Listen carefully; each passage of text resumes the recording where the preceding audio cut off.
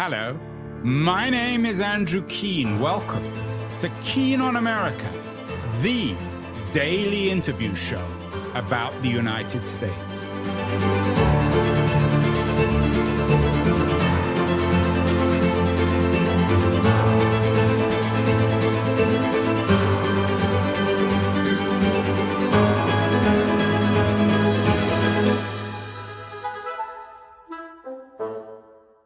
Hello, everybody. As March begins to wind down, we're closer and closer to the World Cup. Many people in and out of the United States have World Cup fever, which is the title of a new book by one of football's best writers, most international and perceptive writers, Simon Kuper. His new book is called World Cup Fever, A Soccer Journey in 9 Tournaments, which in some ways is a life in 9 tournaments. We all define our lives, Simon, don't we, around the World Cup. It gives a peculiar kind of, I don't know whether the word is ontology or perspective on 4-year increments, doesn't it? Our lives, for those of us who follow this crazy game, work in periods of 4 years. Yeah, and to some degree they're, especially in childhood, the most memorable moments of your life that you can also date. So we all have our first World Cup. Mine was 1978. I was 8 years old. And I still see myself sitting in the living room in the Netherlands where we were living with my parents, my grandparents. My mother's now dead. My grandparents are long dead. And I could evoke that moment, more than almost anything else, any day in my childhood, just because I can see it's June 25th, 1978. And every World Cup, you kind of remember where you were, who you watched with. And so, Nick Hornby wrote famously, I've measured out my life in Arsenal fixtures. He's an Arsenal fan, and I've measured out my life in World Cups. Yeah, and I'm unfortunately have measured out my life and the opposite of Hornby and Tottenham humiliations. You were born 4 years too late, though, Simon. I mean, as a Dutchman, you missed 74. I'm guessing, and I was going to ask you this question at the end, but probably I'll have to think of another question to ask at the end. If there was one World Cup that you wish you'd have watched, would it have been 74? Yeah, absolutely. I mean, I'm a rootless cosmopolitan, not a Dutchman. And I was living in the Netherlands always as an immigrant, a foreigner, but I totally embrace Dutch soccer and identify with it. This summer, again, I'll be supporting Oranje, the Dutch team. And that is my football. And of course, in 1978, when I was 8 years old and I'm watching the Netherlands play their second straight World Cup final, as an 8-year-old, nothing is surprising. Everything in life you take for granted. And so that Holland was arguably the best football country in the world. It just seemed normal. And it's only later really that I realized I'd landed in this country during this astonishing football golden age, when really the Dutch have invented the football of the 21st century. The football of today's Liverpool or Barcelona or Bayern Munich was invented by Johan Cruyff, the great Dutchman of the 70s. And so nothing was surprising. I remember watching Holland beat Austria 5-0 in a World Cup, late World Cup match in 78. And a friend of mine and I got bored and we said, let's go out and play football. This is too easy. Whereas now, of course, you'd say, wow, winning a big World Cup match 5-0 against a serious country. This is an astonishing moment in my life. Yeah, and I remember the 74 World Cup very, very clearly. I'm a generation older than you. And it was my first direct experience, I think, of injustice. We tend to politicize these things. Of course, the 1954 World Cup in Switzerland was, for those people who read about the World Cup, was perhaps the most unjust outcome. When the Germans won, they beat the Hungarians, who were clearly the best team. But we remember the injustices, Simon, don't we, of the World Cup, in some ways more than the justices. There's less justice in the World Cup than injustice. Is that fair? Or maybe it's just the way we look at it. But certainly the Dutch defeat in 74 in the final, again against Germany, of all people, is another great example of the injustice of the heavens, or at least the football heavens. Yeah, and Germany in the post-war decades is the kind of still the hated and feared country, and it's been called the Darth Vader of World Cups. It's the villain that destroys the beautiful teams. But the thing is, a World Cup isn't just about anointing the champion, finding the winner. There's other roles, like there's the Cinderella role, Cameroon in 1990, Morocco in 2022, the small country that has this wonderful experience. And then there's the beautiful team. So that's Holland in the 70s, it's France in 1982, again, crushed by Germany. Brazil in 1982, you have two beautiful teams. So that's almost as important as winning the tournament.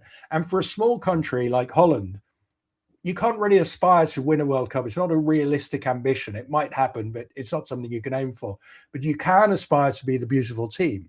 And so, you mentioned Hungary 70 years later. That in itself is a Hungarian victory that they're remembered in that way. The book is 9 tournaments that you yourself, as a journalist, Simon, attended. Before we went live, you noted that you were in the painful process of getting a visa to come to the US later this year for the tournament. But you've been to 9 in a row, which is quite an achievement. Has it shaped your life just going to all these tournaments? I mean, you're a very fortunate man to get somebody else to pay for you to watch football. I think that now it's allowed me to live a kind of double life where, in daily life, I write a political society column for the Financial Times about society, I should say, not about fashionable people. And in my other life, I write football books like this one, and I attend World Cups. So the World Cup is the moment in the 4 years that I totally immerse myself in football. I'm working 18 hours a day. I'm living it and absorbing who are all the players of today, the subjects of today. And then I leave it again. And for the most of the 4-year cycle, I don't actually do much football. So it's difficult in journalism to have one life nowadays as the industry shrinks. And I'm incredibly lucky that I have 2. And I'm also happy that football is not the main one, that it's only in World Cups that I do this, because I never wanted to be the kind of journalist who is, it's Monday night, so it's Everton Newcastle. I didn't want to be in that kind of work. You didn't want to go to Everton Newcastle, Simon? You got something against one of those teams? I have been warned not to use the phrase most teams in the World Cup are worse than Everton, which, although it's true, is seen by some people as a slur on Everton, which is not intended. Yeah, Everton are actually doing pretty well this year. Is the quality, though? I mean, certainly this year there'll be lots of questions about the quality because the tournament is expanded. But do you think the quality of football is any good? I mean, lots of articles, you've written them, I think, about how all the best football now is played, or used to be played, at least in the Champions League in Europe, and that Barcelona or Real Madrid or Liverpool or Manchester City could beat most national teams. Yeah, that's definitely the case now. I think it's been the case for about the last 25 years as, the big clubs have become very rich. They recruit talent from around the world. They concentrate that talent in the top 10 or so, 15 or so clubs in Europe. And they also get to train together every day. National teams, they're going to gather just before the World Cup. They don't have the time to build in mechanisms, routines. I make that run and you pull back and he goes there. That club teams have. Club teams are just a lot better now. So if Real Madrid or Manchester City were in this World Cup, they would win, very likely. And also, you're going to have a lot of teams at this World Cup that are not just worse than the Premier League, but they're also worse than the championship teams, the second tier of English football. Jordan, Uzbekistan, Curacao. These teams are going to be much, much worse than most teams that people are used to seeing on television. It's going to be a bit of a shock. When you were a kid, the World Cup often brought together the very best players. There were only 16 teams when I started watching. You discover new players, new Brazilians you'd never heard of who were brilliant. That doesn't happen anymore. The World Cup is not the best football anymore. It's just the most important football because it matters to a whole nation. So we can't go through all the tournaments, but you've got a great story about how you had the good fortune, Simon, to not only go to the 1990 World Cup, but have somebody else pay for it. How did you end up in 1990? I know you were a student at Oxford at the time, right? Yeah, so I'm a student, and I'm, like most students, wasting time in the bar. And this friend comes up to me and he says, if you had tickets for the World Cup in Italy, would you go? And I didn't really understand the question because obviously I would go, but obviously I didn't have tickets. So I said, "What, what do you mean?" And he said, "Well, I can get as many tickets as we want." And it turned out he had a friend, his dad worked for Mars, and Mars was a World Cup sponsor, a FIFA sponsor. But in 1990, American clients of Mars didn't care about the World Cup, or you don't know what it was. The Asians didn't care. And the Europeans, as you'll recall, thought, well, the World Cup is going to be a lot of English hooligans, smashing up Italian towns, which was not wrong. And so there was very little interest actually in the World Cup. So he and I and another friend, we got tickets from Mars.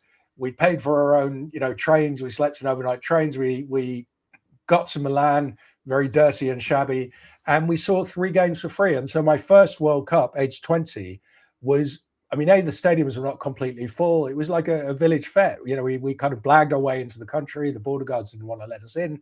They thought we were English hooligans. The kind of smallness of it, the poor organization of it, with hindsight, it seems like another world. You say the border guards didn't want to let you in. It's not like 2026. I don't know how many, there were any English people who got turned around at the border, were there? Was it really that paranoid in Italy in 1990? It was very haphazard. So there was obviously no kind of system. And a lot of English fans were gathering in Sardinia where England were playing, and there was quite a lot of violence in Sardinia. Hooligan violence has completely disappeared from the World Cup after 98. But in 1990, that was probably its peak. And so we arrive at this tiny border station between France and Italy in the Alps. We have to get out the train, and these 2 border guards look at our passports. And one of my friends was born in Liverpool. So his passport says birthplace Liverpool. And these border guards look at that word in horror, Liverpool, because this is 5 years after the horrible Heysel drama where Liverpool fans were instrumental in the deaths of 38 Italians. And they say, you guys are, you're young Englishmen from Liverpool. You seem to us to be football hooligans. So they didn't want to let us in. Long arguments ensued. Did you play the Oxford card? Yes. So I say this in the book.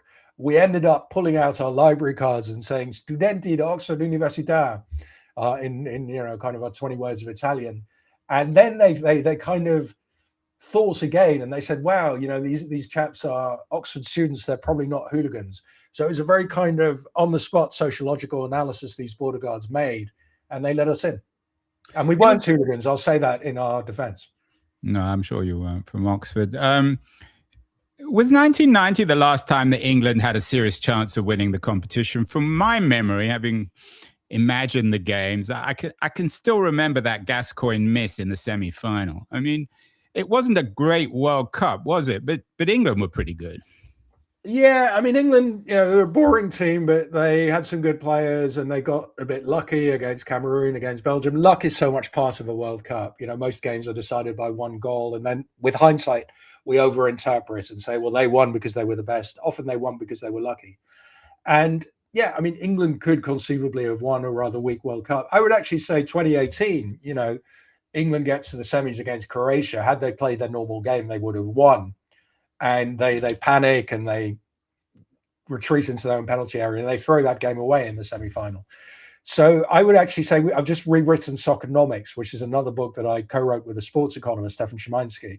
And we say about England, this is the strongest they have been since 1966. This is their best shot at winning a World Cup in 60 years, since the one time they actually won in 66.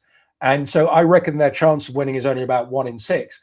But this is still the best England of my lifetime now.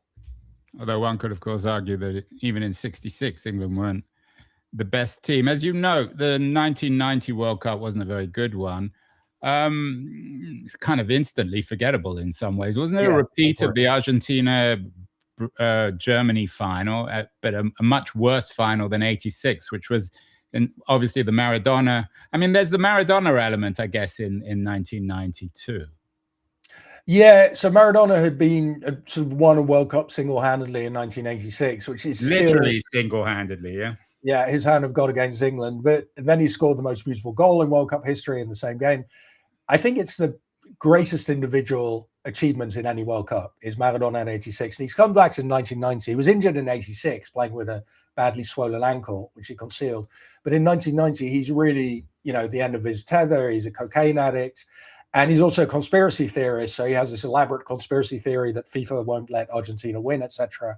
He also is playing in Naples, and he appeals to the Neapolitans when Italy-Argentina is played there to support Argentina against their own country, Italy, because he says with some justification, Italy treats you like dogs the other 364 days of the year. So Maradona is very much the main character of that World Cup. And he's one of the main characters in World Cup history. I draw him out in the book because he's such a brilliant. Yeah, I mean, more than one of them. I mean, he's got to be one of the two. I mean, him and Pele. Is there an argument to be made, Simon, that the World Cup should always, just as some people argue the Olympics should always be held in Greece, the World Cup should always be held in Mexico? I mean, obviously you were too young for 70. You were just too young for 1986 in terms of at least of going. But it's arguable that certainly two of the very, very best World Cups have been held in Mexico. Partly this year they're going to be held in Mexico, although most people seem to have forgotten that given all the drama over the United States. Yeah, I checked the fixtures in Mexico this year. By far the best fixtures are in the US, not in Mexico or Canada. Surprise, surprise, right? I mean, yes, Mexico hosted arguably the two best World Cups. Is it because of Mexico, though, or is it because of Pelé in 1970 and his great Brazilian team and Maradona in 86? I think the latter. I mean, Mexico also because of broadcasting times, you know, for the peak markets in Europe, for the prime market in Europe. A lot of games kick off in the Mexican afternoon in midsummer. So they're played in this insane heat, which cannot be good for producing good soccer. So I would argue that in terms of fans at World Cups I've been to, and we'll come to those, Germany 2006, Brazil 2014 is places where you're really living the World Cup most. Yeah. So you and I both attended the 1990. I wasn't a journalist. I was living in Boston at the time, in Cambridge. 1994 World Cup in the United States. The last time they was held here before this year. Again, I had a great time, and there were some interesting games, but it wasn't really much of a tournament, was it? Perhaps we watched some of the same games together. I think we weren't together, but I was at the Italy-Nigeria game, which was an excellent game, which the Italians were really lucky not to lose. Yeah, I was based in Boston and went to watch a lot of TV games in Cambridge, and then I'd go to Foxborough for every game because I had a very lowly job as a spotter for ABC TV at the Boston games. And so, yeah, I mean, my whole experience was Boston. And there were some remarkable teams and games there. I saw Maradona score his amazing free kick goal against Greece and run towards one of our cameras and scream into the camera. Well, this primal scream. Very soon afterwards, banned for drugs. You could see why. Nigeria were wonderful. There was a Italy-Spain classic with Guardiola, I think. Yeah, and I was at that. The other game that I really remember, which I actually attended, was the Bulgaria-Germany. Was it? I think it was a quarterfinal in New York, where the Germans were finally beaten by Bulgaria, of all people. So that was I mean, it wasn't a great football game, but it was a great story. Yeah, that's when Germany kind of lose this role and their power as the kind of great, unbeatable, evil villain. In '94, that begins to collapse, happily. So would it be fair to say that for you, the '98 World Cup in France, in terms of Simon Kuper's personal narrative, I know you end up living in Paris, you get a writing room there, it's very central to your identity. It was a good World Cup, of course, the first World Cup that the French won. But how important for you personally is the '98 World Cup in France? I mean, that World Cup changed my life. I mean, I'm coming to you from, as you say, my office in Paris with all my football photos behind me. And why did I move here? Because in 1998, I'd been to France many times, but in 98, I finally got the joy of French life, of sitting on a terrace for lunch with L'Équipe Sports newspaper, in the sun, the kind of pace of French life. I went around beautiful cities like Lyon, Bordeaux. I spent time in Paris, and I thought, wow, this is such a brilliant country, and my life here is so much better than my life writing the currency column for the Financial Times in this office in London where the windows don't open. And a couple of years later, I discovered you could buy an apartment in Paris for almost nothing at the time. So I bought the one I'm in now, and I tried living in it, and it's now my work flat. So thank you, 1998 World Cup. It shaped the rest of my life. I now have 3 Parisian children who unfortunately support France. What do you mean, unfortunately? You're not a... I mean, you must have been happy that the French won in 98, weren't you? Well, I wasn't. I'm now French, so I'm a dual British-French citizen. I wasn't in '98, so I was fairly agnostic about the French victory, although I enjoyed celebrating it all night in cafes around Opéra. It was a great night. But no, I mean, I quite like France. I should say that because otherwise they might retract my citizenship. But of course, I still support Holland. And my children are sort of, they don't remember the 1970s. So they see Holland as a slightly pitiful team and they feel sorry for me. What about fans? You noted the German and the 2006, and then we'll come to Brazil in 2014 were great tournaments because of the fans.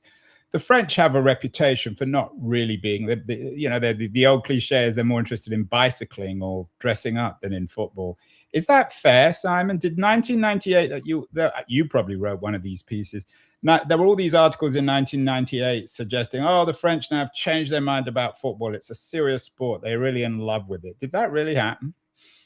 It happened very late, maybe in the last week of the tournament. So it's true, France had never had a football culture like in England or Germany or Italy. And before that World Cup, most French people had probably literally never seen a live football match on television. And they're very negative about France, which I've later learned is a national characteristic. But when France gets to the quarters and the semis, people start to get quite excited. And so the World Cup final becomes, at that point, the most watched TV program in French history. It's the first time many people in France interact with the national team, love the national team. It's a brilliant match for France. They win 3-0, 2 great goals by Zidane. And that really starts a kind of football culture in France, especially also at that time. The suburbs of Paris are growing. They're filling with it. Kids of immigrant origin. Football becomes the sport of the Paris suburbs. And what you see is since 98, France has reached 4 of the last 7 World Cup finals, won 2, lost 2 others only on penalties. France is now totally a football country. And so the big games of the men's and the women's national team are now watched by very large numbers of people. And when Paris Saint-Germain, our local club here, won the Champions League last year, there were a couple of million people in the Paris region out in the streets. It wasn't always peaceful, but there was an enormous passion of a kind that you'd get in an English or a German city. Yeah, it's amazing when, my formative World Cup was 1966. The French were in the English league, the four-team league, qualifying league, and no one took them seriously, I think, including themselves.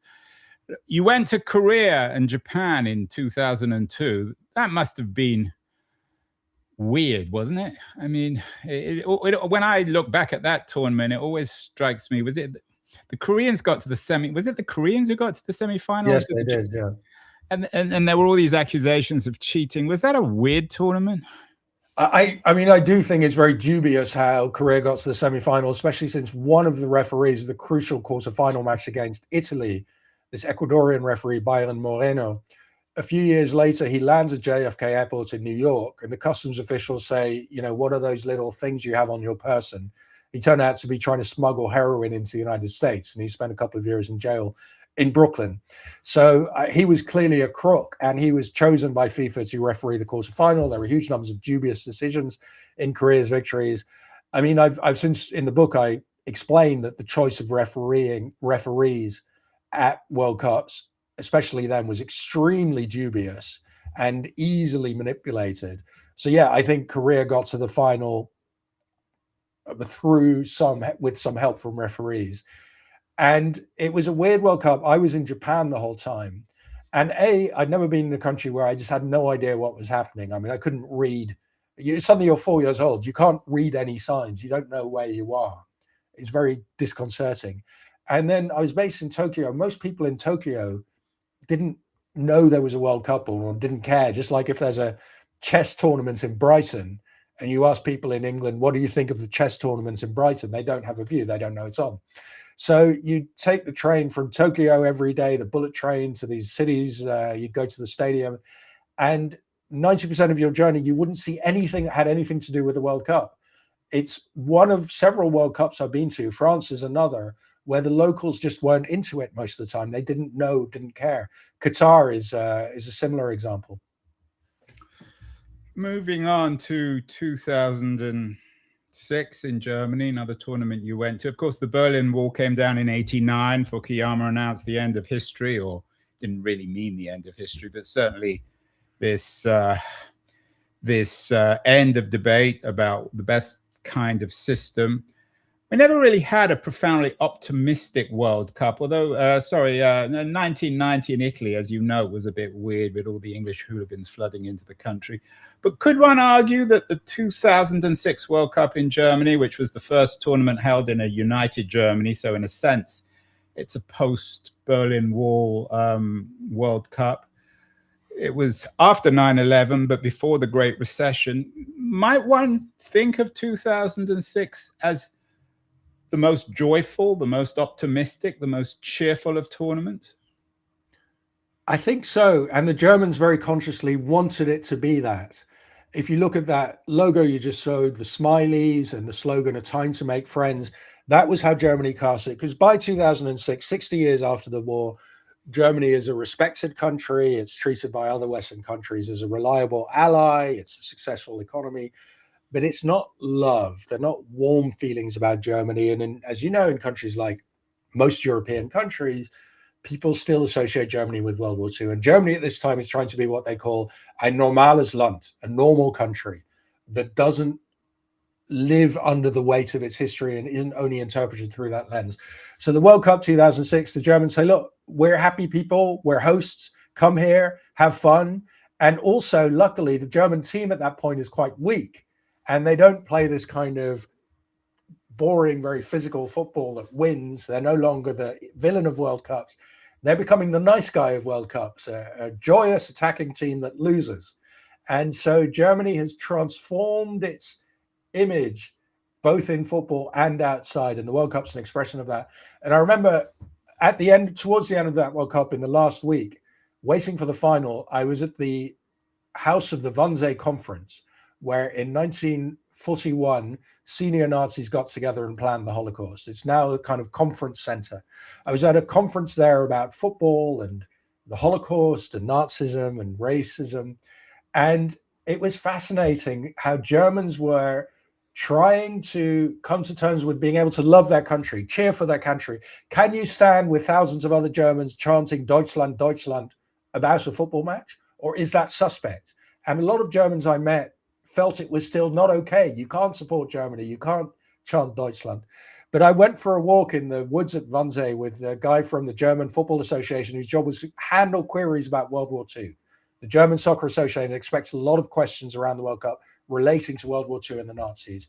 And I said, how many queries did you get from journalists? And he said 0. He said there haven't been any all tournament. And that to me was a sign Germany is regarded by the rest of us by 2006 as a normal country.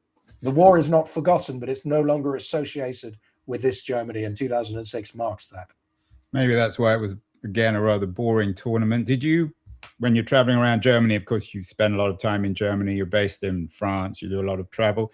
Did you still see the other Germany? Did you go to Leipzig or Dresden, parts of Berlin, where, I wouldn't say Nazi Germany, but did you see any seeds of a new kind of nationalism, given also the multi-ethnic nature of Germany and some of the tensions and hostilities between immigrants and Germans?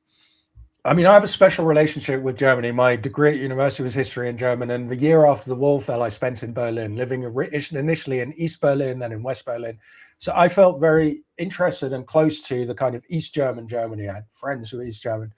And what I felt by 2006 is the East Germany that I could see in 1990, it's disappeared from the map. You can't see it anymore. So, for example, in Berlin, I often didn't know anymore whether the place I was in was part of West Berlin, had been part of West Berlin or East Berlin during the Cold War. You couldn't tell anymore. So much had been rebuilt and renovated. I went to Leipzig and it looked, like a smashing new city. It looked like something out of China. It didn't look like, but with some beautifully restored 19th century buildings, it didn't look like a rundown post-communist city. So on the map, physically, East Germany had disappeared, but we can see that it lives on in many people's minds, especially older East Germans who vote for the far-right AfD, I think partly because they feel removed from German memory. They feel ignored and treated as second-class citizens. Why isn't Berlin, and this isn't really a World Cup question, but why isn't Berlin a football town? Yeah, I think most capital cities are not historically massive football towns. So neither Paris nor London were for many decades. No London club wins the English league until Arsenal in, I think, 1931. And, as you know, for most of English history, it's the Manchester clubs and Liverpool that are dominant. It's only in the last 10, 20 years or so that London clubs, partly because money comes into London, have become competitive with the northern clubs. Paris Saint-Germain was not a serious club until the Qataris come in. Yeah, you got Madrid, you got Lisbon, you got Rome. Yeah, I guess Rome's slightly different. Yeah, in countries that are ruled by fascists or communists, as Spain and Portugal were until the 70s, the capital city is where everything happens. All the money from the regime gets put into the capital. The capital club is made dominant. Clubs from the provinces like Barcelona are discriminated against. So in clubs where the countries of the fascist or communist heritage, the capital is where the good football is. In, let's say, democratic Western countries, the capital teams are usually rubbish. So Hertha Berlin have not won a prize since the 1930s. In Holland, The Hague has a football team that's currently just got promoted to the top Dutch division. In Italy, it's the Milanese clubs and Juventus of Turin that dominate. So in democratic countries, historically, the capital city is less important. I think because capital cities don't get their pride from soccer, whereas cities like Milan or Manchester or Barcelona do much more. Moving on, the 2010 World Cup for you in South Africa was another important biographical chapter, not just in your football life, but in your life. What's your relations with South Africa? Had you been there before 2010? Yeah, so to some degree, the book charts, my life lived through World Cups, and many World Cups, I have an association with the place. In 94 in the US, I was studying in the US, I was living in the US. So my association with the US was deeper than just seeing the games in the stadium. I have a very long association with South Africa since babyhood. I was born in Uganda, but my parents were South African emigres. And your dad, I think I may have told you this before, your father has actually been on this show. He's a distinguished anthropologist. Indeed, yes. So you've interviewed father and son. And so he and my mother, who's now dead, were both born and raised in Johannesburg. And I'd been back there visiting family my whole life. And then when I became a journalist, I began to write a lot about South Africa. So the World Cup for me, it was very odd. It was in my parents' backyard. I mean, I went to watch Holland train before the final at Wits University in Johannesburg, where both my parents had been to university.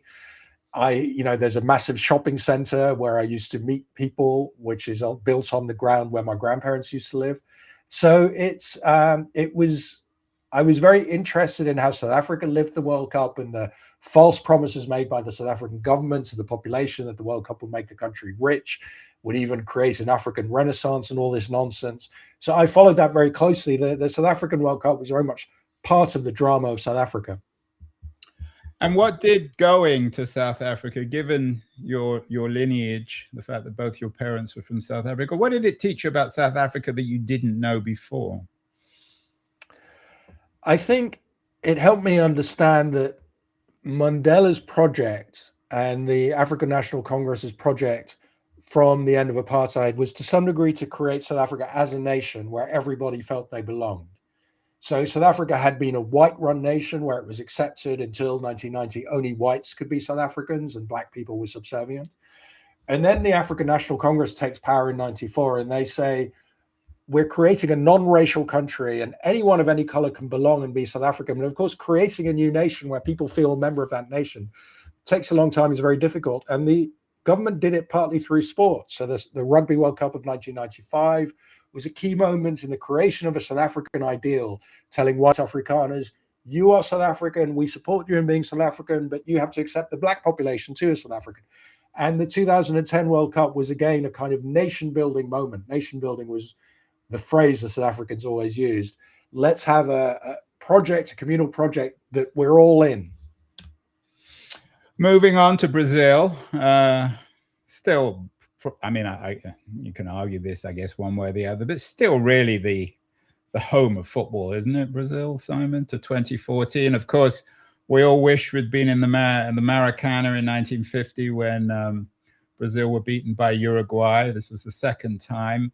But this was also, like Germany in 2006, this was a joyous tournament, wasn't it?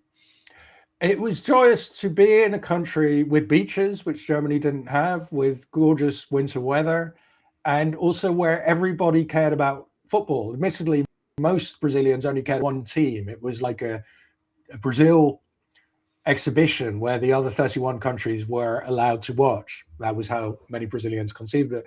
But at least people were really into soccer, unlike many World Cups that I've attended. South Africa, again, didn't have much kind of popular enthusiasm for the game. And that was lovely. But then, of course, I think what makes this a stunning World Cup is the most surprising result in World Cup history. The semi-final, yeah. Yeah. So, I mean, you say rightly, you know, Brazil to some degree, the home of World Cup football. You know, they've won 5 World Cups, more than any other country. The best, most glorious moments of World Cups associated with Brazil. And then they lose 1-7 to Germany in a game that tells the world an era has ended. It's this truly shocking milestone that it's hard to think of another parallel for in sports. It's not just a one-off. The Germans are essentially saying, you guys are history. It's over. And when the German players bus drives out of the stadium to the airport in Belo Horizonte, the town where this happens, Brazilians line the road to applaud the German bus. And they too have accepted, you know, hail our new masters in a way. The Brazil era is over. The wall came down. Yeah, I mean, it's the wall coming down is a joyous moment. The 1-7 perhaps not so much for Brazilians, but it's kind of equally stunning, and there is no going back from it. Brazil will never again be that impregnable country in football that it was before that day. And then, do you think we could say the same about the World Cup, given that the 2018 World Cup was in Russia, Putin's Russia, and then the 2022 World Cup was in Qatar, and they're forever associated, lots of accusations of corruption at FIFA. Do you think the 2014 World Cup in Brazil is really the last proper World Cup before it descends into Russian and Qatari Gulf politics, and then, of course, Trumpian politics in 2026? It's true that in 2014, Brazil had a much criticized government, but not an odious autocratic regime or wannabe autocratic regime in case of this summer. But many Brazilians were furious at the government. And it was partly to do with the World Cup. It was partly because Brazil had been spending all this money on, you know, glorious modern stadiums and roads to that stadium in a country that was underfunded in so many ways. And so people were waving banners in huge demonstrations before the World Cup a year before, saying, build us hospitals to FIFA standards, build us schools to FIFA standards.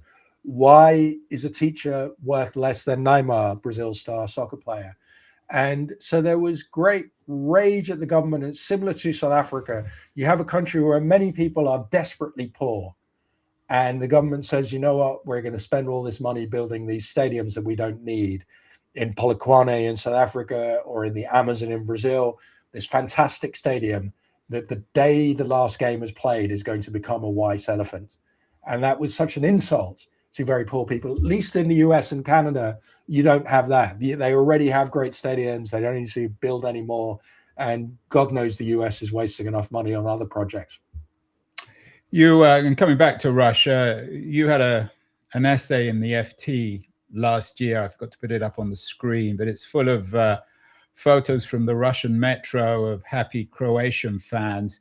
Was the 2018 tournament in Russia, was it, and the Russians know how to put these things on, the classic Potemkin village, given Putin's Russia? I don't know where we were on the Ukraine story then. I don't know if we'd had the first invasion of Ukraine, maybe not the second. But was the 2018 tournament in Russia a brilliant marketing ploy by Putin's people, or was there something actually genuinely joyous and interesting about it? It was both. So yeah, I mean, they built these fabulous stadiums, and for literally tens of billions of dollars. I think the most expensive stadium building for a World Cup ever. And as you would expect, a lot of the money disappeared, and stadiums were built by Putin's cronies. So there was that. And Putin gives this sonorous speech at the opening game where I'm at, where the crowd then gets bored and people start chatting, which was interesting to see the Russian response. But there was also joy because it's very rare for Russians to meet foreigners, especially outside Moscow and Petersburg, and then to be able to. So these foreigners would come to the World Cup, Poles, Senegalese, Peruvians, whatever, and they did what's Croatians, particularly because they got to the final, of course. yeah, but I mean, I remember in the first round there were Peruvians all over Moscow. Not a scene I'd expect to see in my lifetime. And what do fans do? They go to the main square and they drink and they dance and they sing and they have fun. And that's a normal thing, except nobody had ever done that on Red Square before. Because the Russian idea is the streets do not belong to people, they belong to the regime, to the security forces. So Russians saw these foreign fans kind of partying on the streets all night, and they began to join in. And it was a great, I think, very exciting for many Russians to meet foreigners. I met this policeman on a plane who told me he'd never met a foreigner before. And he was hugely enjoying the World Cup, and he admired the language skills of the foreigners and so on. It's fascinating to see the effects of foreigners and ordinary Russians, because ordinary Russians were told by Putin, the world is the enemy, everyone hates us and wants to destroy us. And then it became clear that these Senegalese and Peruvians, they didn't really want to destroy Russians. Even the English visiting fans were very respectful. I saw them on the battlefields of Stalingrad. I walked around there with them. There was this kind of great loving, which in England or Germany or France is quite normal, but for Russians was astonishing. And during the World Cup, the streets belonged to them. It was very joyous. And of course, that ended as soon as the World Cup did. Yeah, and you note that about Brazil, of White Elephant stadiums closing the day the tournament ended. The same in Russia. It went back to normal, back to a police state in Russia. What does that tell us about the World Cup? Has it been Disneyfied, Simon, to such an extent that it doesn't actually mean anything? I think it means so much to so many people. I mean, the white elephant aspect was there from the beginning. Uruguay is still building the stadiums as the World Cup in 1930, the first World Cup, starts. And of course, none of those stadiums have hosted a World Cup or anything as massive since. So yeah, there's a huge waste of money inbuilt from the beginning. But of course, it means so much to so many people. Both you and I remember all our World Cups and, who we were with and how we felt. And a World Cup is also very important because it's a moment when half the country in England or France, for instance, is watching the same television program and sharing the same emotions. Now, 30 years ago, it was normal for people to watch the same soap opera or something on TV. Nobody does that anymore. There's only one thing that brings so many people together. It's the national team playing at a World Cup.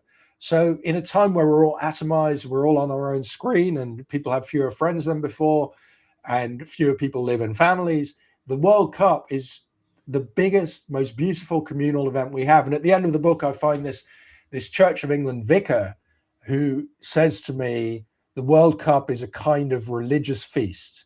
It's like Easter or Passover or Eid, but it's for all of humanity. Everyone's allowed to join in and participate.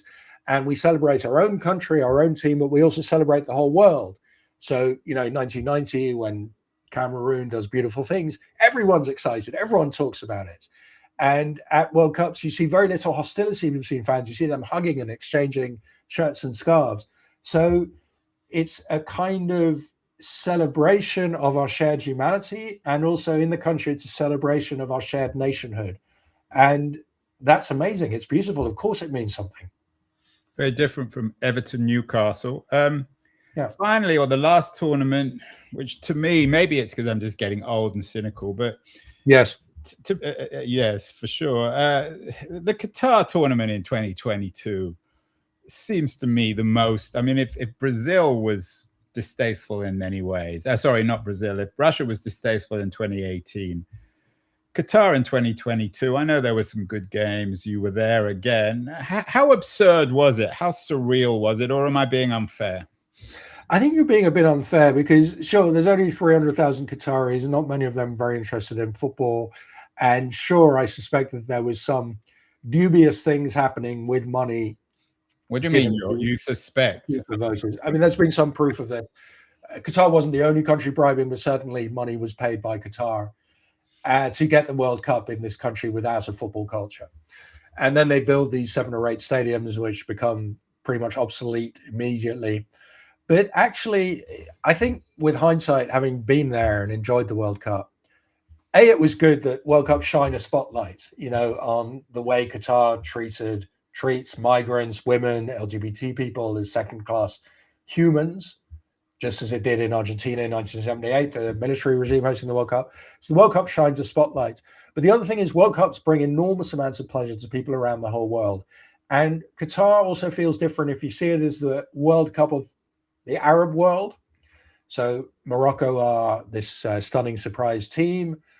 Many of the fans come from other Arab countries, including Saudi Arabia, the neighbor who'd been a kind of enemy of Qatar very recently before then. And then it was also the World Cup of, to some degree, the global south, which I feel does exist in some form that is hard to articulate. So there were loads of Indians who flew in. So in many games, like Brazil would play and the crowd would be all people in yellow Brazil shirts, but they were Indians because it was the closest World Cup to India. It's easy to fly from India to the Gulf. And it was a way for people who hadn't historically been involved in World Cups to experience their first World Cup. It was actually much more, just as Qatar on the streets is much more a South Asian country than a Qatari country. Most people you see are Indian men. The World Cup stadiums were also much more Indian and I would say broader Arab than Qatari. Yeah, and of course the politics of Qatar and of the Gulf states are complicated. Finally, let's just get a sneak preview of what beautiful picture, isn't it? Yeah, preview of the Trump Gianni Infantino World Cup. It seems to me, Simon, the World Cup brings out the little boy in you. You seem defiantly optimistic. But are you optimistic about this? I mean, you're coming over to the US. Is it conceivable that this will be an absolute disaster, the worst World Cup in history?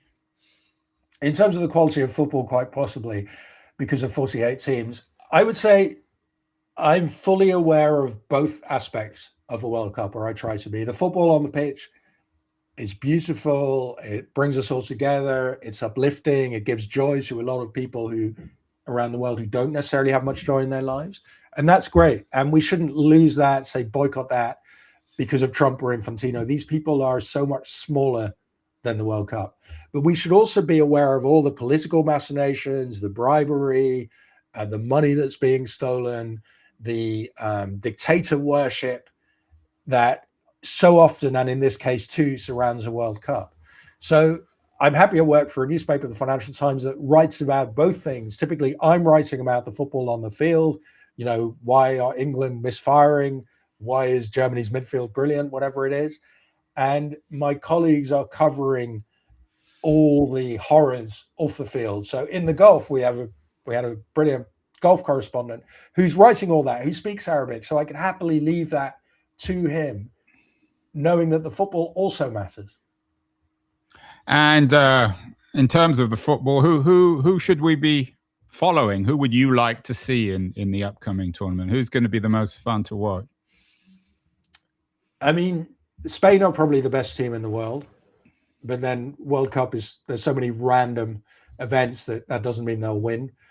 France, England, as I say, probably the best chance since 1966. Messi is still there, and although Messi is now 38, he'll be 39 during the tournament. He is still the most astonishing player in the history of football.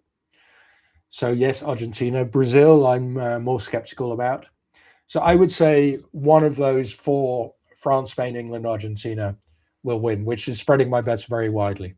And it'd be interesting given how much footballers or English football, the Premier League, has taken off here. There's also Haiti. We have an upcoming interview with a Haitian novelist, Dimitri Elias Léger, Death of the Soccer God, which is a fictional recreation of the American upset of England in the 1950 World Cup, in which a Haitian scored the winning goal in their 1-0 victory. We've also got Frank Furr coming up. He has his book, How Soccer Explains the World, is of course a classic, very much in the Simon Kuper tradition. He has a new introduction for the World Cup. So lots more to talk about. Simon, as always, honor and joy to talk to you. You are always at your best when you're talking optimistically about football. Thank you so much.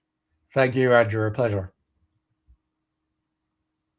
Hi, this is Andrew again. Thank you so much for listening or watching the show. If you enjoyed it, please subscribe. We're on Substack, YouTube, Apple, Spotify, all the platforms. And I'd be very curious as to your comments as well on what you think of the show, how it can be improved, and the kinds of guests that you would enjoy hearing or listening to in future. Thank you again.